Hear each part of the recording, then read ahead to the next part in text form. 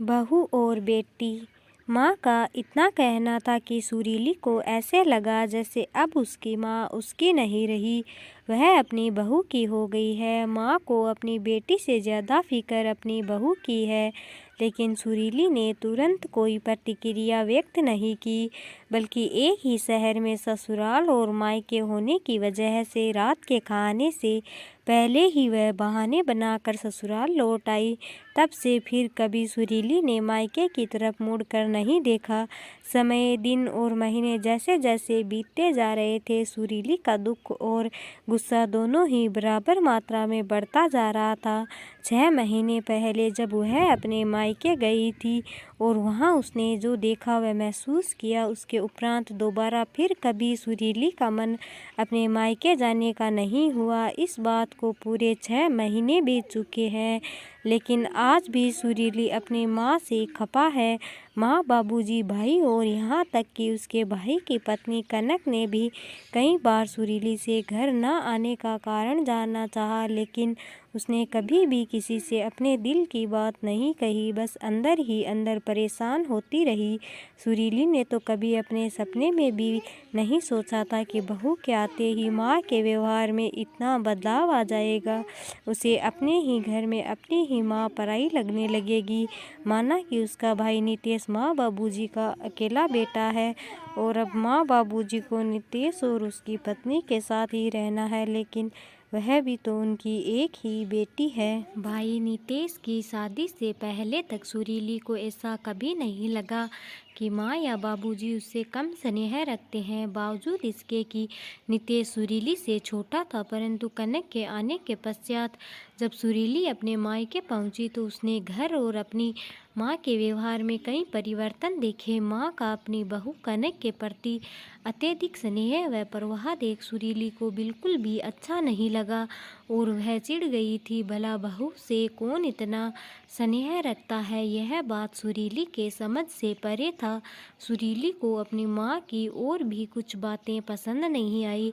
पहले जब कभी घर पर कोई छोटे से छोटा सामान भी खरीदा जाता, माँ सुरीली से अवश्य सलाह मशवरा करती और फिर उसके कहे अनुसार ही घर पर कोई सामान आता, लेकिन अब की बार घर के सारे पर्दे सुरीली की जानकारी के बगैर ही बदल दिए गए थे, वह भी वे पर्दे जिन्हें सुरीली ने पसंद करके लगाए थे। जब इस बारे में सुरीली ने अपनी माँ से बात की तो माँ बड़ी सहजता से कहने लगी, अरे वो कनक को ब्राइट कलर के पर्दे पसंद है ना, इसलिए उसने सारे पर्दे बदल दिए। मैंने ही कहा उसे बदल दो यदि तुम्हें पसंद नहीं है, आखिर अब यह तुम्हारा ही घर है। माँ का ऐसा कहना न जाने क्यों सुरीली को अंदर तक चुभ गया। उसे ऐसा लगा जैसे मायके से उसकी पकड़ ढीली पड़ती जा रही है। अभी सुरीली को मायके आए चंद घंटे ही हुए थे कि सुरीली से कनक बोली, दीदी आपको आलू चाट पसंद है ना, मैंने सारी तैयारियां कर रखी है, आपके लिए बना कर ले आऊं। यह सुन सुरीली को थोड़ा अच्छा लगा और वह तनकर बोली, हाँ बना लाओ। और साथ ही साथ सुरीली ने रात के खाने का मेनू लिस्ट भी कनक को बता दिया। तभी सुरीली की माँ बोली, सुरीली तुम भी जाकर किचन में कनक का हाथ बटाओ, वह अकेली यह सब नहीं कर पाएगी। माँ का इतना कहना था कि सुरीली को ऐसे लगा जैसे अब उसकी माँ उसकी नहीं रही, वह अपनी बहू की हो गई है। माँ को अपनी बेटी से ज़्यादा फिक्र अपनी बहू की है, लेकिन सुरीली ने तुरंत कोई प्रतिक्रिया व्यक्त नहीं की, बल्कि एक ही शहर में ससुराल और मायके होने की वजह से रात के खाने से पहले ही वह बहाने बनाकर ससुराल लौट आई। तब से फिर कभी सुरीली ने मायके की तरफ मुड़ कर नहीं देखा। एक शाम जब सुरीली मार्केट से घर पहुंची तो उसने देखा कि उसकी ननद मधु अपने बच्चों के साथ घर आई हुई है। यह देख सुरीली अंदर ही अंदर कसमसा कर रह गई। मधु का आना उसे कतई पसंद नहीं था और उससे भी अधिक मधु का यहाँ आकर अनावश्यक हस्तक्षेप करना तो उसे बिल्कुल नहीं भाता था। मधु का ऐसा व्यवहार सुरीली को अपने अस्तित्वहीनता का बोध कराता। अक्सर मधु का बेतुल्लुक होना, अपने बच्चों की सारी जिम्मेदारी सुरीली पर डालकर आराम से बतियाना, अपनी सहेलियों से मिलने और घूमने चले जाना, यह सब सुरीली को परेशान करता, क्योंकि मधु के ऐसा करने से सुरीली पर घर के सारे काम का बोझ आ जाता। ऐसे ही कई छोटे छोटे कारणों के चलते मधु और सुरीली के मध्य तनाव बना रहता। मधु को देख सुरीली कुछ कहे बगैर ही सीधे किचन की ओर चली गई, क्योंकि वह जानती थी कि थोड़ी ही देर में मधु और उसके बच्चे अपनी फरमाइशों की झड़ी लगा देंगे। जैसे ही सुरीली किचन में गई, उसका पारा चढ़ गया और वह तमतमाती हुई किचन से बाहर आकर अपनी सासू माँ से बोली, अम्मा जी, किचन का पूरा सेटअप किसने चेंज किया?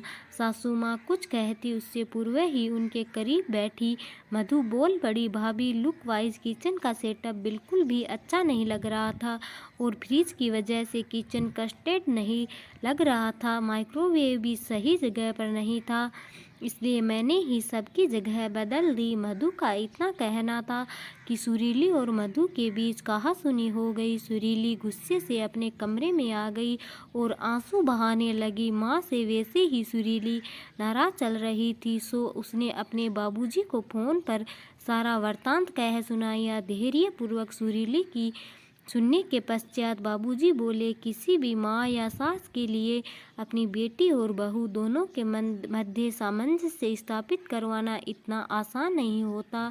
मायके में जितना अधिकार बेटी का होता है, उतना ही हक बहू का भी होता है। तुम्हारी माँ तो हमेशा से चाहती थी कि कनक और तुम मिलजुल कर रहो, तुम्हारा आना कभी कनक को ना खटके और मायके में तुम्हारा सम्मान बना रहे। उसने तो ऐसा करने का प्रयास भी किया था, लेकिन नतीजा ये हुआ कि तुम नाराज होकर चली गई। क्या मैं यह नहीं जानता? बाबूजी से यह सब सुन सुरीली को अपनी सोच पर पछतावा हुआ। उसके मन में अपने माँ के प्रति जो गुस्सा और गलतफहमी थी, वह अब दूर हो चुकी थी। सुरीली ये भी समझ गई थी कि माँ उससे कितना प्यार करती है।